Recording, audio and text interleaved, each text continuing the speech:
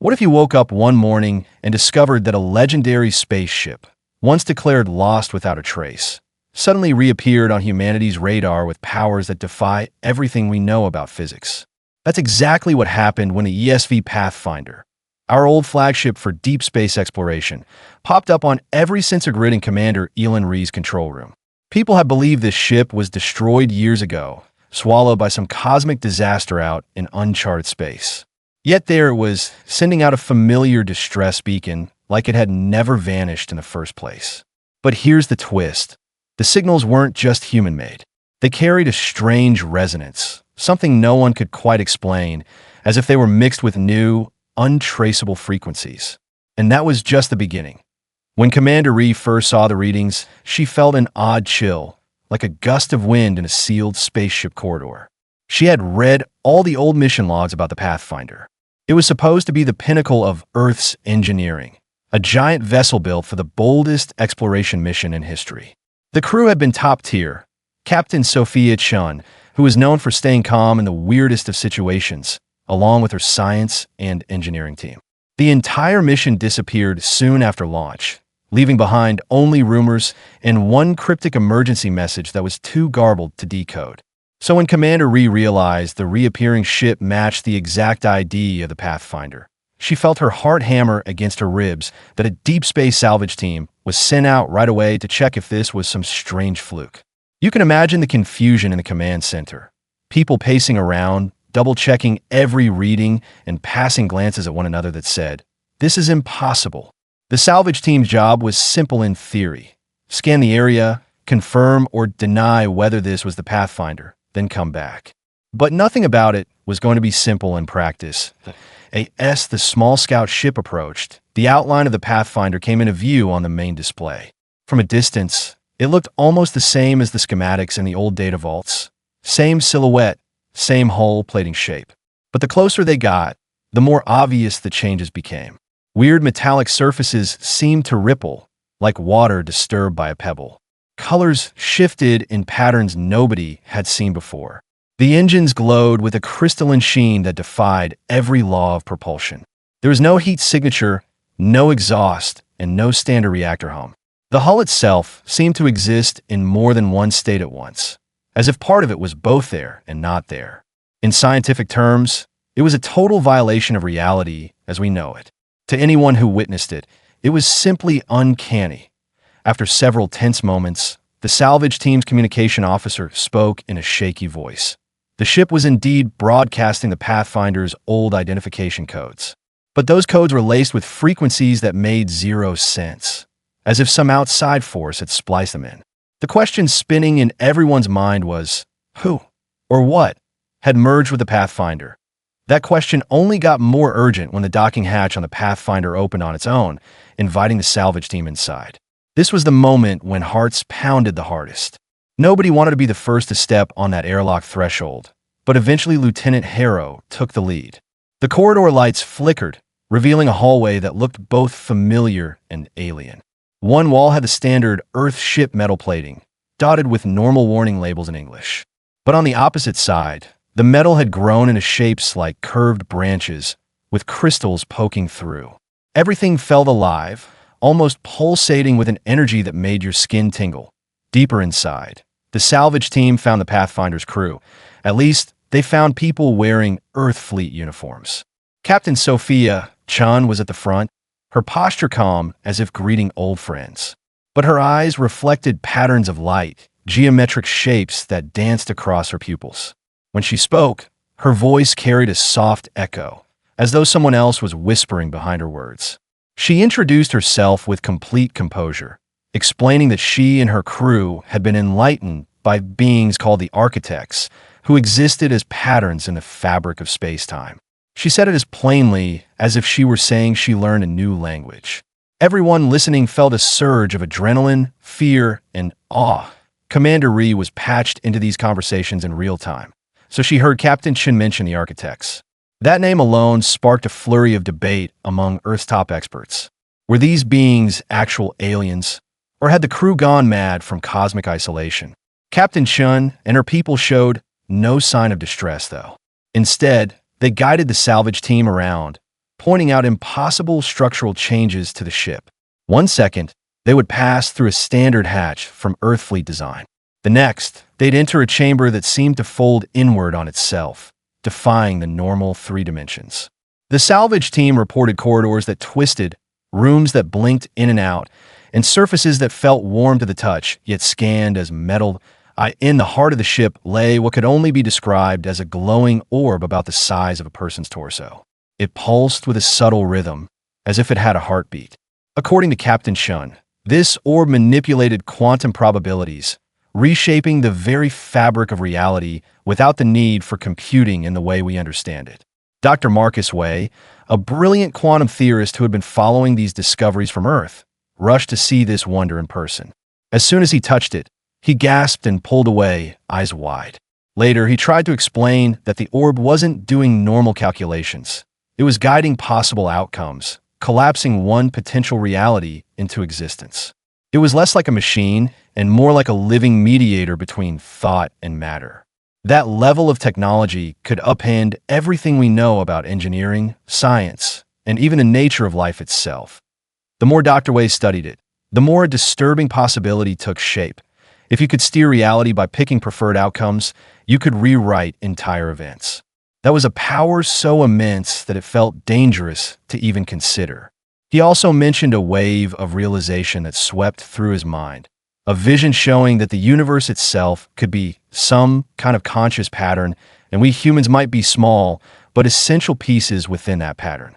To Dr. Way, it felt like receiving a silent code, embedded with cosmic secrets, far too big for one person to handle.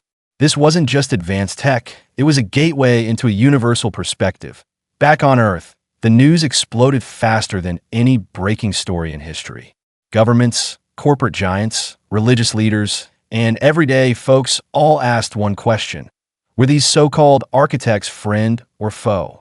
Captain Chen maintained that the architects didn't want to rule anyone or pass moral judgment. They offered the knowledge, but humanity had to decide how to use it. Some people believed this was a chance at a golden age of prosperity, while others feared it was a trap or a subtle form of cosmic manipulation. Tension spiked when Major Rodriguez, a top military figure, demanded strict containment of the Pathfinder and its crew. He argued that with the ability to bend quantum probabilities, whoever controlled that technology could dominate the planet.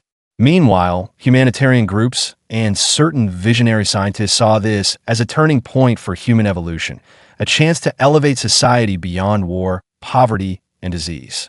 Media outlets debated 24 hours a day, with experts throwing around half-baked theories that only ignited more panic and hope. Everyone was looking for clarity, but clarity was in short supply. In the following months, technology on Earth started changing in ways that felt borderline magical. It began quietly at first. A scientist in Berlin dreamed of a new type of engine that used almost no fuel, then woke up able to build it. An engineer in Tokyo had a flash of insight about a clean energy reactor that would create zero pollution, and with new knowledge gleaned from the Pathfinder's data, she actually constructed a prototype. Similar stories popped up in labs from Rio to Shanghai. People started speaking about the cosmic spark, a sort of direct mental link to advanced concepts. Some believe this was a gift from the architects, passed on through Captain Chen and her crew. Others thought it was just the result of global collaboration. Whatever it was, breakthroughs came at a rate that governments and businesses struggled to keep up with. But with rapid change came new fractures in society. Old power structures felt threatened. Nations began hoarding certain new technologies, worried that if they let them spread freely, they would lose their defensive edge. Some groups claimed these new inventions were unnatural, leading to protests. Tensions flared into conflicts in certain regions, and there were terrifying accidents linked to reckless experiments in probability manipulation. One tragic incident involved a small lab that tried to replicate the orb's effects. They collapsed their facility in a local space-time distortion, causing the entire building to flicker out of existence. That confirmed the suspicion that this knowledge was as perilous as it was miraculous. Still, progress marched on. Medical research soared. Neural interfaces advanced to the point where doctors could help people with spinal injuries regain mobility. AI systems, powered by these new ideas, seemed to evolve an uncanny self-awareness. Debates erupted about whether these AIs deserve the same respect as human life. Some even whispered that the AIs might be bridging the gap between human consciousness and the architect's reality, though no one dared to say it too loudly. Meanwhile, the global population watched in fascination and fear, realizing that life had changed in a flash. Exactly a year after the Pathfinder's reappearance, world leaders, scientists, and the reawakened crew gathered in the Amazon rainforest near a protected research enclave. According to the cryptic messages that had come through from Captain Chen in the preceding weeks, the architects intended to send their first real assessment of humanity's progress. Nobody knew what to expect. This was the first time an official face-to-face of sorts would happen, if beings that existed as mathematical patterns could even be said to arrive. The entire region crackled with tension, from the anxious posture of the security forces to the hopeful eyes of the scientists who had devoted themselves to harnessing the new knowledge. When the moment finally arrived, it didn't look like a grand spectacle. Instead, it was strangely serene. A single sapling materialized in the heart of the clearing, its trunk seeming to shift through patterns of light and shade. Its leaves shimmered in fractal shapes that you couldn't quite pin down. Captain Chen stepped forward and placed her hands on it, closing her eyes. In that instant, a wave of understanding washed over everyone present. The architect saw the universe as a network of living connections, and humanity's actions over the past year were enough for them to decide we were worth further trust, though just barely. The message was both simple and immense. We were now officially recognized as participants in a larger cosmic dance. That didn't mean we got off scot-free. The sense that came through wasn't purely benevolent or congratulatory. It felt more like a caution. We had tapped into knowledge beyond our old scope, and we could either nurture it responsibly or watch it lead us to ruin. The sapling itself was a living symbol of that delicate balance. If we cared for it, it would grow, and with it, maybe we would grow too. If we neglected it or exploited it for short-term gains, it would wither, and so might our future. Not long after that event, the crew of the Pathfinder announced they would be stepping down from their strange, elevated state. The transformations in their eyes and voices faded. The glow in their skin dimmed, and the geometric echoes in their speech disappeared. It was as if they returned to being fully human again, no longer channels for the architect's presence. Captain Chen, still looked up to by many as a figure of wisdom, explained that their mission was done. They had passed on the knowledge, and now it was up to humanity to decide how to live with it. People rushed to her for guidance, wanting reassurance, but she simply said that the architects would not force us to follow any path. They had no interest in ruling us or controlling our moral choices. The next steps were ours alone. That statement sent shockwaves through the global community. A few people felt abandoned, thinking the architects had left us with too much responsibility. Others felt liberated, believing that humanity could finally define its destiny without any cosmic puppet strings. Political leaders scrambled to adapt policies. New alliances formed around the potential for a quantum-manipulating future, and some fringe groups claimed the end times were near. It was a frenzy of emotions, all swirling around one unstoppable fact. Earth had changed forever.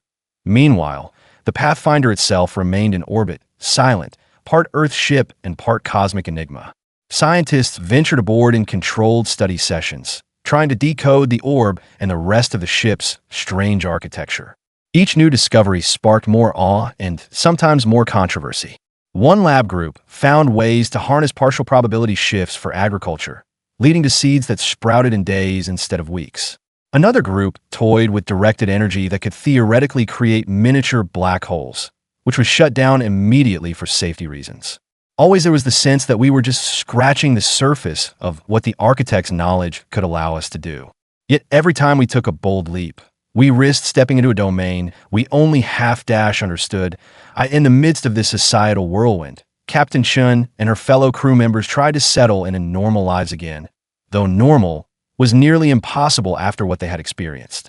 Some of the crew wrote extensively about their time, merged with the architect's patterns, describing an endless tapestry of thought and matter weaving together.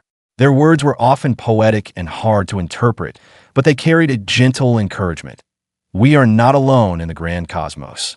The universe is full of watchers, some of whom might guide us, others who might not care, and perhaps even those who would see us as a threat. It was a reminder that we stood on the doorstep of something much bigger than our solar system and our old earthbound quarrels.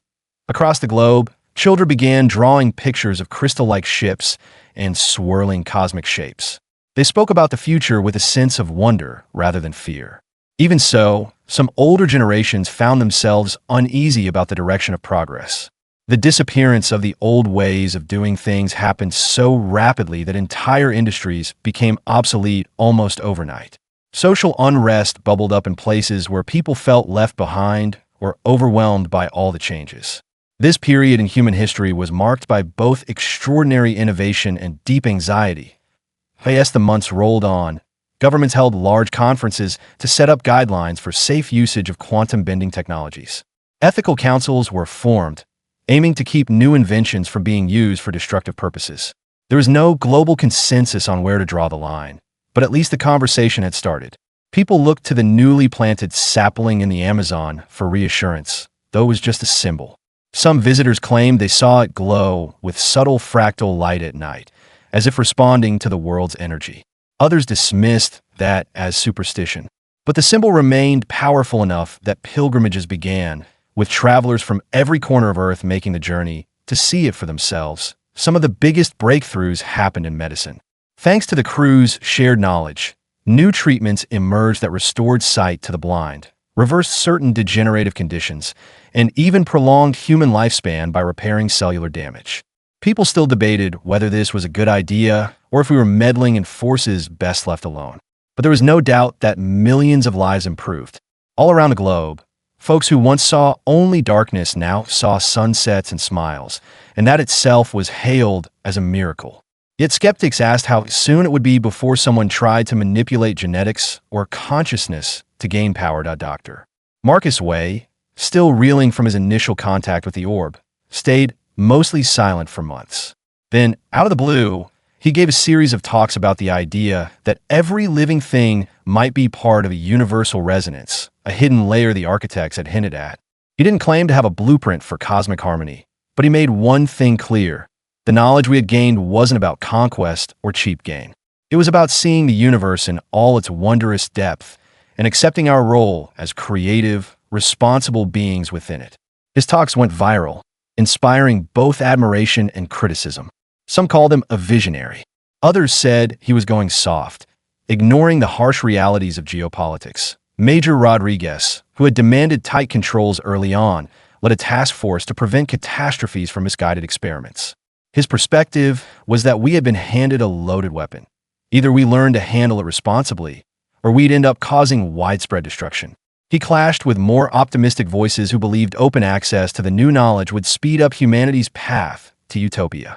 The result was an uneasy compromise, with certain forms of advanced research regulated and others left for public collaboration. It wasn't perfect, but it was the best we could manage in a time of chaos and hope. In private corners, people started asking another big question. If we could manipulate probability, what about rewriting tragedies from the past? The orb's capabilities hinted that time and causality might be more flexible than we ever believed. But no one knew how to do such a thing, or whether it was morally acceptable. Stories spread of scientists who tried to push those boundaries and vanished under suspicious circumstances, fueling rumors that the universe itself might reject attempts to meddle with established events. Maybe that was the architect's silent safeguard, or maybe it was just a rumor. Either way, the topic remained largely taboo. Eventually, a subtle calm settled over the planet. The doomsday predictions didn't come to pass, yet. People adapted to the new normal, where energy was cleaner, knowledge was shared through that strange cosmic spark, and daily life carried this background hum of possibility. The global population understood we were living in a time that future generations would study with awe, the moment we stepped beyond the limitations of our old technology and soared into a reality where thought could shape matter. Captain Chen's last public address, given about a year and a half after her return, was brief but carried enormous weight. She stood on a small stage, looking fully human again, her eyes lacking any trace of that otherworldly glow. She reminded everyone that the architects wouldn't come to rescue us from our own mistakes. They had opened a door and shown us a path, but walking through it, and dealing with all the hazards was entirely on us. Then she stepped away from the podium, refusing all future interview requests, leaving people to reflect on her final words. From that point on, life continued with this quiet, profound awareness. There were cosmic neighbors out there who had seen us, tested our readiness, and deemed us capable, just barely, of standing alongside them. But that acceptance wasn't a guarantee of eternal safety. It was more like being handed a blank map and a powerful compass, with no promise that we wouldn't wander into dangerous territory. Earth kept spinning, and humanity kept dreaming, inventing, arguing, loving, and occasionally stumbling. The ESV Pathfinder stayed in orbit as a constant reminder that we had already become something new, no longer the same species that had launched that ship so many years ago. Every so often, rumors arose about the sapling in the Amazon. People claimed it was taller, or that its leaves would sometimes glow in patterns matching the cosmic codes that once danced in Captain Chen's eyes. A few swore the tree had grown strange fruit that carried seeds of advanced genetic knowledge. Officials denied these claims, calling them unsubstantiated myths, but still, pilgrimages continued. In an era when so many boundaries had already dissolved, the line between myth and fact felt increasingly blurred, and so we arrived at a strange, open-ended chapter of human history. Our destiny looked both brighter and more precarious than ever. We had tools to heal the planet and expand our minds, yet we also had the means to unleash unpredictable havoc if we acted carelessly. The era of cosmic knowledge had begun, and it was up to us to decide whether we would guide it or let it lead us astray. Nobody could say for sure what the ultimate outcome would be, but in the silent spaces between all the chatter, people could feel a new sense of unity flickering, as if we understood that our choices mattered on a scale beyond just Earth. The final moments of this whole saga left everyone with an electrifying awareness. We were no longer dreaming of the future. We were living inside it, and standing on that precipice between self-destruction and enlightenment felt at once terrifying and exhilarating. Yes, the ESV Pathfinder had returned with impossible technology, but the real story was never just about a ship. It was about us. It was about who we were becoming and whether we had the strength to shape tomorrow into something worthy of the gifts we had been given. This new chapter had already begun, and every single one of us had a role to play.